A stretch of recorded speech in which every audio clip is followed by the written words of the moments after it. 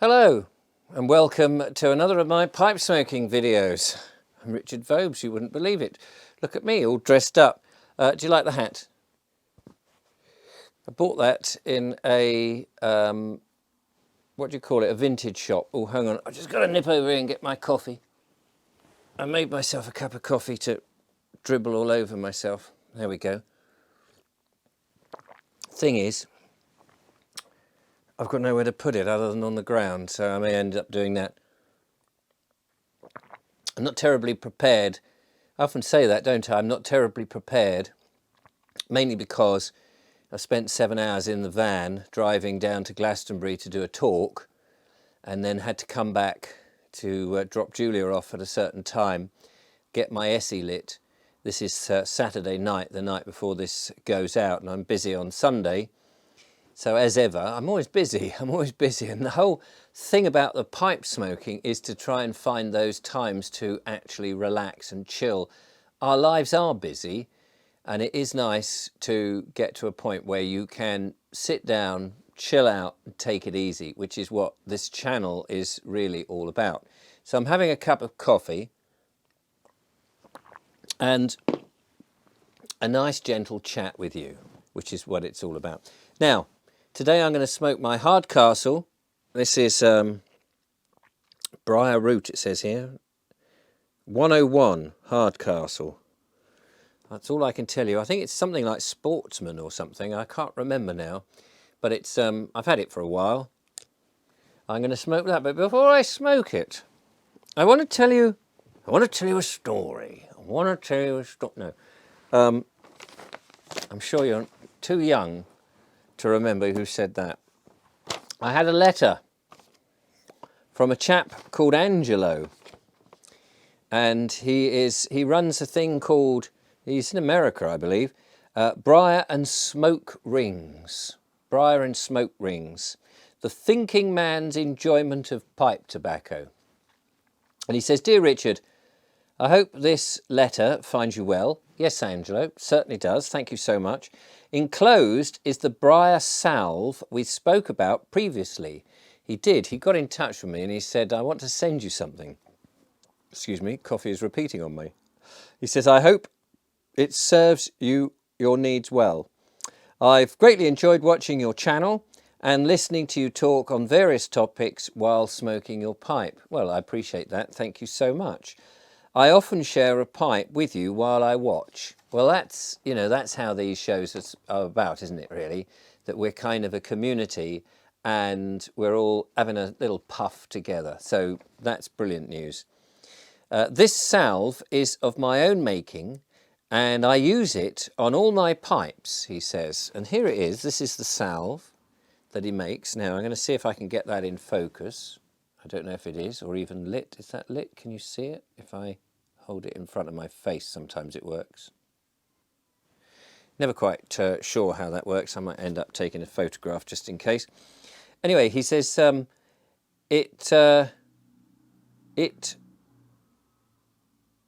can't read that word, sorry. Something quite it's slimmer and no, that's, I did read this the first time, Angelo, and I knew exactly what you're saying, but now I'm on camera.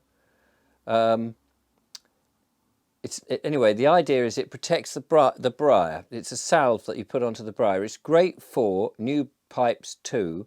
Put some on the salve on the inside of the bowl to help start the carbon. It shines them quite nicely. I think that's what he was saying. It shines them up, because I was saying that, you know, they get a bit dull, don't they? Anyway, he says if you have a pipe that needs reaming, you can also put some in to the bowl beforehand. If the carbon caking is very hard and crusty, it will soften it and make the process easier. Ah, brilliant. Well, I didn't think about that. Yes, I must give my pipes a jolly good reaming. If you find you like the salve, please feature on your channel and I'll send you some more. Oh, well, that would be very kind of you. I am featuring it on the channel right this second. I've started an Etsy store to sell this because I have a lot of faith in its application. Well, that's fantastic. In the meantime, keep making the videos and I'll continue to watch. I'm looking forward to it. Regards, Angelo. Angelo, that's the kind of entrepreneurial spirit that I love, and so I'm happy to do it. And I've put some on my Heriot pipe, which I didn't bring over to where I am now. The lovely Chris Heriot from Heriot Pipes, his pipe that I bought from him is absolutely lovely. And do you know what? It made it shine wonderfully. So I'm going to, before I smoke, I'm going to put some of this salve on, and it's beautifully put together. And here it is. It's just a little pot of this salve, and he did tell me what was in it. I can't remember now. Coconut and some oil or something. Anyway, I don't know how you're supposed to apply it. I'm just going to apply it for speed with my fingers, or a finger, and you'll be able to see for yourself. Well, hopefully you can see. Obviously, it shines. It does shine it up very lovely, and I guess it seeps into the briar and protects it. You know, it being wood, unless of course there's some ridiculous coating on the briar. But even so, it does. Does that shine up? Can you see that shining? Is that making a difference? Seems to make a difference. So there we are. So that's lovely. And also, as you say, you can put some on the inside if it's a new pipe to help get the carbon going and what have you. Now, I assume I'm going to get my grubby, dirty old hanky out and just buff it up a bit like that to take the excess off. But that looks really nice. Thank you so much, Angelo. I really appreciate that. And I'm now going to smoke the pipe. So what am I smoking? I'm smoking some of this. It's not actually called Epic. Can you see that? It is Caribbean Blue Drake from Cop, K-O-P-P, Cop the lot. Now, where did this come from? This was sent in as a sample by one of you lovely viewers whose name, was it Henry? Escapes me now. You know who you are. You sent it in with a bunch of others. Julia fell in love with the smell. So our friend Ed very kindly said, I'm passing, I'll go and get you some. And he did. And yes, it's a kind of coconut smell. It's very tropical. So goodness knows what nonsense they shove on it, but let's not worry about that too much. Julia's very partial to it, so that's really good news. And I like it. It's okay for me. It's probably not my favourite, I have to confess, by any means. But Julia likes it, and that's all right. And that's what I'm going to smoke today to bring it to you, gentle viewer. And thank you very much. Now, in the old days, I used to have a podcast, an audio podcast, back in 2005 to about 2012. And I always used to say to my audience, I always used to refer to them in their smoking jackets and smoking hats. At the time, I didn't smoke. But I always used to say, there you are, sitting at home, listening to me with your smoking jacket and your smoking hat and your Persian slippers, I used to say. Well, here is my smoking hat. It's a small trilby. Thing is, when I go into a hat shop, I like hats, but mostly they don't suit me. And it's very rare to find one that will fit my little beanie head, tiny little bean of a head. And so when I do, sometimes, you know, I'll say to Julia, what do you think? And she'll go, oh, yeah, no, that's good, get that one. So it's rare for me to find a hat that will actually fit. So that's why I'm wearing it today. The waistcoat was kindly donated by one of my viewers whose husband sadly died, and she got in touch, says, I know you like wearing natty waistcoats. I've got these, I don't know what to do with them. Would you like them? So I said yes. So of course I am wearing those in honour of that lovely lady. And I apologise for forgetting everybody's names. I am terrible for that, but you know who you are, and you know I've replied to you, and I thank you dearly for that generosity, because people are so amazingly generous. So thank you for that. And I'm more than happy to, you know, show off people's stuff rather than the big corporations and the paid for stuff. This is none of this has been, you know, no one said to me, well, I'll pay you to show it. Of course not. This is just you and I having a natter, and some friends said, look what I've got. So that's really what it is. Let's get this going.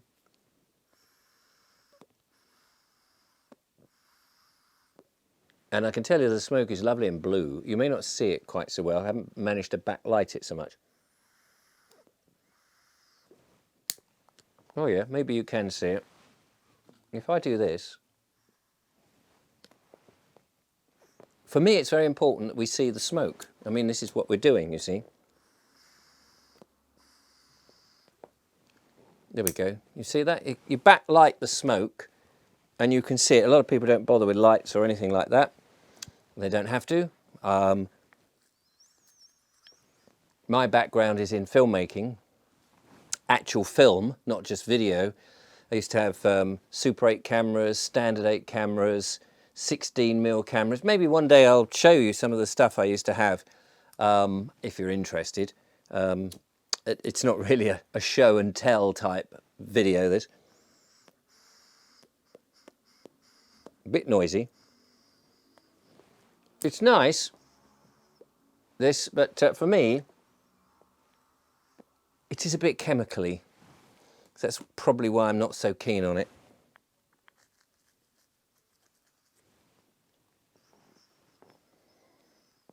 But it is nice to get a big puff of smoke. Anyway, right, that's that. How are you doing? Are you doing well? I'm going to just put that, oops, I'm going to put that down a fraction. I'm loving my cabinet, by the way. Thank you so much to the gentleman who sent that. And to the gentleman who sent that. I find this so useful. And it just wraps up, goes in your pocket. I know some people don't use them, but and I wouldn't have thought to buy one, to be honest, if I hadn't been sent one. But it's just so good because I use it for all sorts of things. Now, I haven't packed this pipe terribly well. It's noisy. It's noisy and it's going out. Let me just get this organised. It's because I'm filming, you see.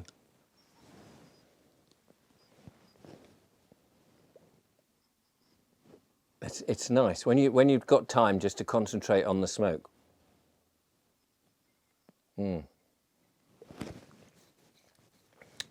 So there we are. Do you think I should take the hat off? Is that a bit irritating to you?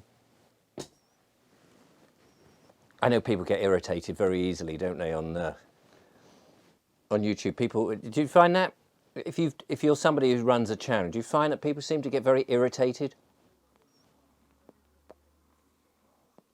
I'm so thick-skinned now. I don't really care. But some people really get worried about it, and they worry that their subscribers are going up and down because they've done something or somebody said something. I really don't care, you know. I mean, some people who are abusive, I just chuck them out. I don't care. Some people say, oh, but it should be free speech. We should be allowed to. And it's like, well, this is my living room, and this is my little place. And if you're going to be abusive on my little place, go and do it in the street. Get your own channel up and be abusive there. That's where you can do it. But, you know, I'm inviting you into my own little room and then you're kind of acting just disgracefully, really. Some people are just disgraceful, aren't they? So I don't really care as long as they're not in my space, and mainly as long as they're not irritating other people, which they often do. Not so much here on this channel. This is a lovely channel because the audience are lovely, but my other channel, there are just some people. Anyway, it doesn't really bother me. But people do get a bit het up, don't they? I don't know why. And I do think to myself, why don't you get your own channel instead of just standing there being anonymous all the time, thinking that they're tough. Anyway, I didn't mean to go down that road because you shouldn't really give them the ammo. That's what they say. Oh, hello. It's all falling to bits here. Not that I care. Anyway, I wanted to show you this. Well, I'm going to show you this first. This was my original, what was it, second draft, I suppose? My Biggleswick book. Not my pipe smoking book, that's still coming, I am writing that. This was my original Biggleswick book. I just printed it off in a hardback to see what it would look like and see about the layout. And also all the red penning that I've had to do, and there's loads of red penning. And by red penning, I mean finding the errors and going, oh, that doesn't work. Because you can write it on your PC, which I do, and then you're looking at it all the time on the screen. I hate that. And it's nice to sort of sit back and read it as a book. And then you read it and you go, well, that just doesn't flow. That doesn't sound right. And actually, that's very boring. Now, it might be, of course, that people come to the book and say the whole bloody thing's boring. I don't know. They might do. Anyway, I did that, red penned it, transposed all the grammar, the spelling, moved paragraphs around, chopped and changed scenes, threw stuff out, added stuff in on the master document. Got to a point, got the lovely Julia, my partner, to then read it from the computer to me as I sat here smoking my pipe, listening and going, well, let's just change that word. I don't like that now, change that. So we went through that process. And we got to the point now where we think, I think it's ready, but we need to have it proofread. We've done the best we can. So, tried out the cover, the cover I want to go with, or at least as close to I can get to. And I needed to have a proofreader's copy so that the proofreaders can do just the same as I was just doing with a red pen and find all the stuff that we couldn't find or we missed. So here is, and I'll put it here, can you see that? Here is the book in paperback form, and here's the back cover. Biggleswick, the town that wouldn't comply. Now, this might not be your cup of tea, I appreciate that. And the Pipe Smoker's book is turning more into a novel than a series of short stories, because the story I'm on is starting to take depth and I'm starting to explore it and the characters a bit more, and it's really becoming something I'm quite passionate about, in as much as it is about, you know, a pipe smoker, but also relation to that and a number of other things. Suddenly there's a lot more to it. It's a novel. So, you know, I can't really call it a pipe smoking book as such. It's a novel that is going to be examining the role of pipe smoking within a relationship, I suppose, is the best I can say at the moment. But who knows, all change. But if it doesn't flesh out, it might be a novelette. And if it doesn't flesh out, then I'll have the extra 2 stories that I've already written put on at the end. Or I might just put them as extras for the audiobook when I do that eventually. Anyway, back to Biggleswick. So now I shall give that to the proofreaders. They'll do that, then we'll print off the proper ones and I'll be able to sell it. It's 411 pages. My goodness, that's a lot. But there's 20, I think there's 23 or 24 chapters in it.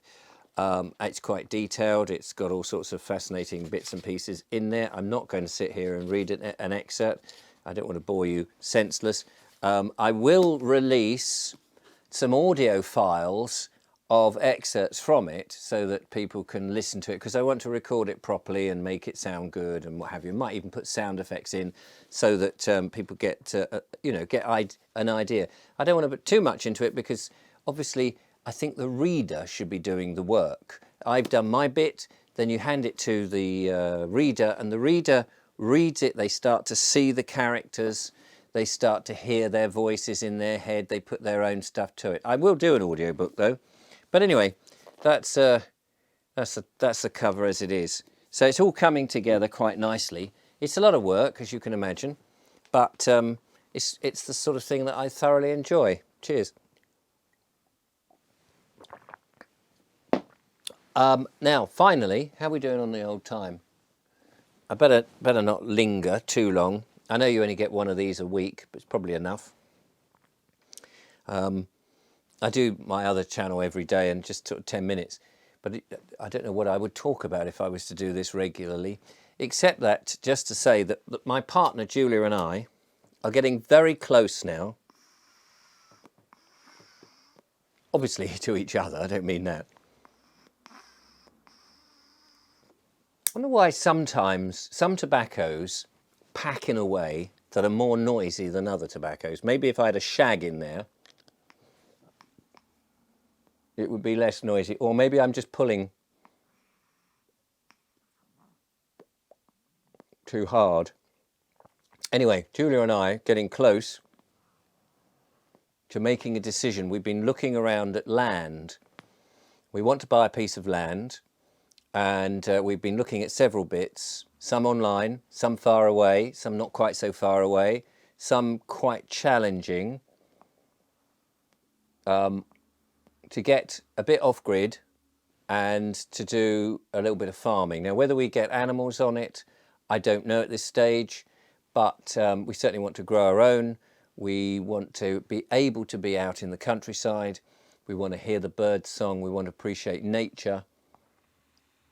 And whether we get to live on there, at this stage, I can't say. There's a lot of hoops to jump through. And so much depends on the land, or whether we have it as a special retreat. Who knows? Who knows? At this stage, there's a lot of things on the table that we're considering. And of course, we don't have deep pockets. It's all right for those people who do have deep pockets, and good luck to them. You know, that's their fortune, as it were. I've never made any money. I've worked very hard. I've never worked for big companies or organisations or anything. Everything has been down to my wits, really. As an entertainer, you live off your wits. You never know when the next job was coming. And you just do the best you can. And that's all you can. You trust the universe that's going to look after you, your God, your source, your whatever it is. You trust your ability to do things. You keep yourself fit. You look after yourself as much as you can. You eat good food. Try not to eat too much processed food, all of that sort of stuff. And so we just come to a point now where we think we can manage a certain amount of money. And if we can manage to do that, we should be able to get a tiny piece of heaven, a tiny piece of heaven, because so much of this country has been ruined. The uglification of Britain has been just everywhere. And it's going on across the world, as you know.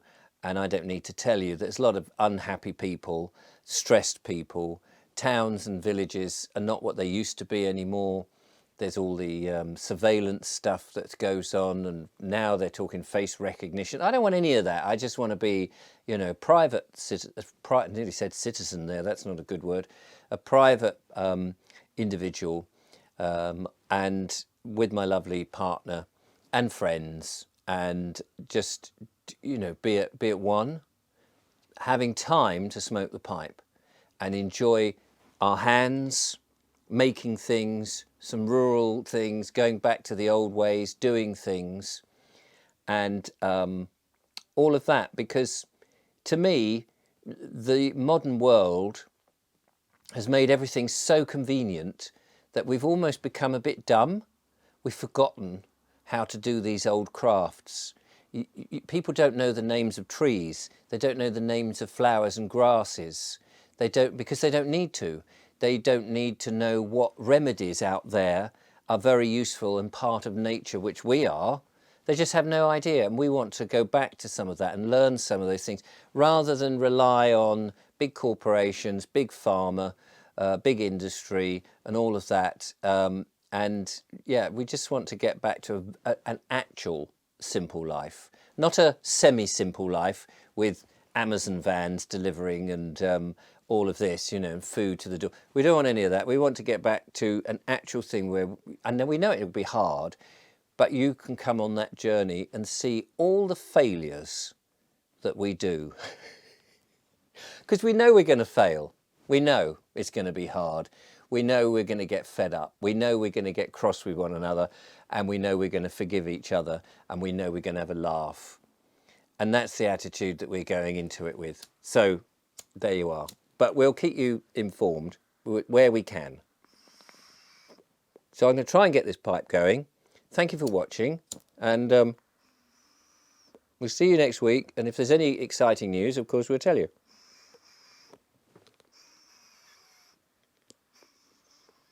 Meanwhile, I will wheeze this pipe into some, see, I probably needed to go and get another Chris Herriot pipe. Right. On that note, with my comedy hat, I shall tamp this down. I will love you and leave you.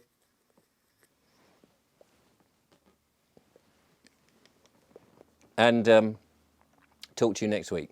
Take care. Goodbye now.